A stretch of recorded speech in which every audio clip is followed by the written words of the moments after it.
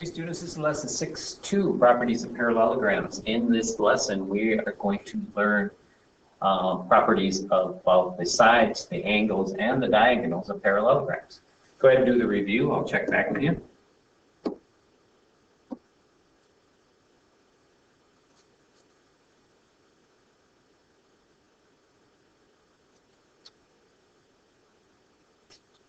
All right, so some important things about a parallelogram. It's a quadrilateral with both pairs of opposite sides parallel.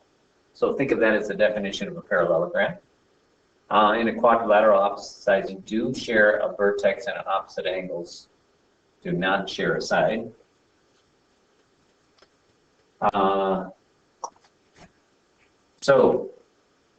you can abbreviate a parallelogram using a little symbol that looks like a parallelogram, and then just use the vertices to go with that. All right, so here's some theorems about quadrilaterals that are parallelograms. If it's a parallelogram, then the opposite sides are congruent. If it's a parallelogram, then consecutive angles are supplementary. If it is a parallelogram, then opposite angles are congruent. If it's a quadrilateral as a parallelogram, then its diagonals bisect each other. So AE should be congruent to EC because the diagonals bisect each other, and BE should be congruent to ED. All right, so let's go ahead and use some of those properties here. What is the measure of angle R? Okay, we just found out that this symbol means parallelogram. Since we know this is parallelogram, we know that consecutive angles are supplementary. So that means 71 plus the measure of angle R equals 180. And so the measure of angle R, just subtract 71 from both sides, and we get 109. So we're going to go for A there. All right, you try that.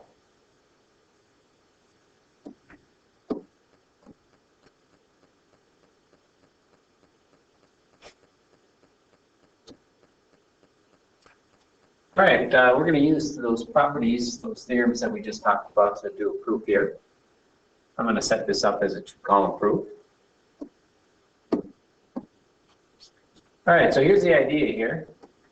What we're going to do is use the theorems of parallelograms and the fact that opposite angles are congruent to show that this angle B is congruent to angle M. And I think that's theorem 6.5. And we also know that B is congruent to T because it's another parallelogram, so opposite angles are congruent. And then we can just use the transitive property to show that angle M is congruent to angle D. All right, I'm going to pause here and fill in the steps. All right, so here I wrote it out. Our givens are that these are parallelograms. And since they're parallelograms, we know that parallelograms have opposite angles that are congruent, and I pretty much just wrote that out here, and I think I like that best. It's actually theorem 6.5, but I think it's harder to remember something if you try and remember the number of the theorem. And then by using the transitive property, angle M is congruent to angle D. Go ahead, you try one of those.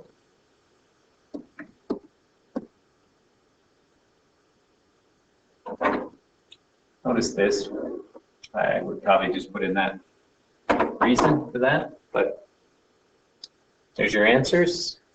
All right, we're going to solve a system of linear equations now, given our ideas about parallelograms. So we know this is a parallelogram, and since it's a parallelogram, we know that the diagonals bisect each other. So we know that B is equal to A plus 2, and we know that A is equal to 2B minus A. And that's because parallelograms have diagonals that bisect each other. Let's say bisecting diagonals.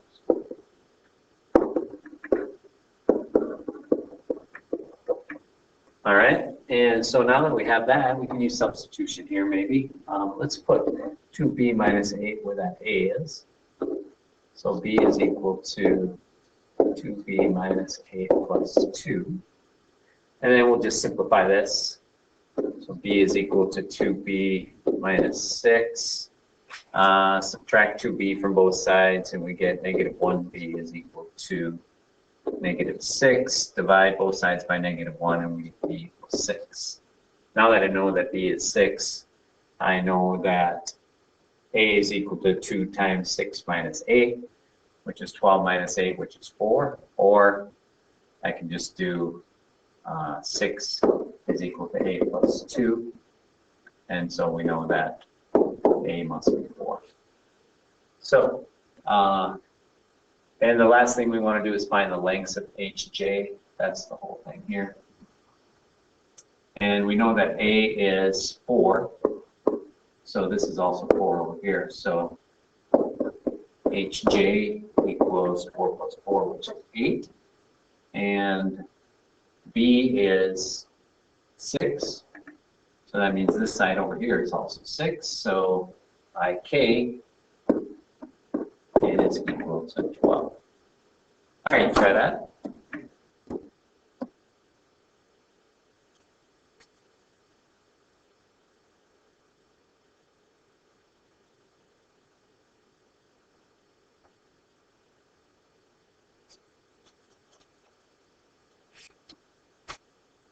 All right, theorem 6.7. 3 or more parallel lines cut off congruent segments of one transversal, then they cut off congruent segments on every transversal. So basically this is idea of parallelograms here. If we cut off, so if AB is parallel to CD is parallel to EF and AC is congruent to CE, then BD will be congruent to DF.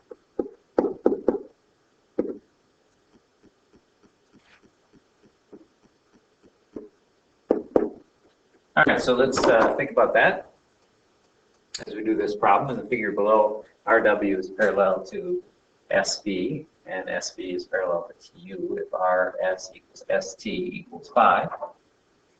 So this is equal to this, and they're equal to 5, and WB is equal to 7. And WU will equal, so WU is just WB plus VU.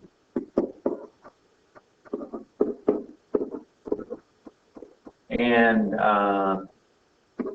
WU is 2 times WB, because WB is equal to VU by the theorem above. Theorem 6.7. And so we know that we can just substitute 7 for WB to get WU, and that's equal to 14. All right, you try it.